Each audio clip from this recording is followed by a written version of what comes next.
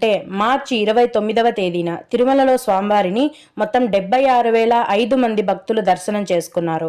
అందులో స్వామివారికి మొత్తం 22,686 మంది భక్తులు తలనీలాలనైతే సమర్పించారు. నిన్నటి రోజున తిరుమలలో శ్రీవారి హుండీ యొక్క ఆదాయం అనేది 3,80,00,000 రూపాయలు. ఈ రోజు కూడా ఎటువంటి దర్శనం టికెట్లు లేకుండా నేరుగా శ్రీవారి భక్తులను డైరెక్ట్గా దర్శనానికి పంపిస్తున్నారండి. ఈ విధంగా టికెట్స్ లేకుండా నేరుగా వెళ్లే ఫ్రీ దర్శనానికి ప్రస్తుతం 18 నుంచి 20 గంటల సమయం అనేది పడుతోంది. ఇంకా ఎక్కువ కూడా పట్టే అవకాశం అయితే ఉంది. అలాగే తిరుపతిలో కూడా యథావిధిగా సర్వదర్శనం టికెట్లను కేటాయిస్తున్నారు.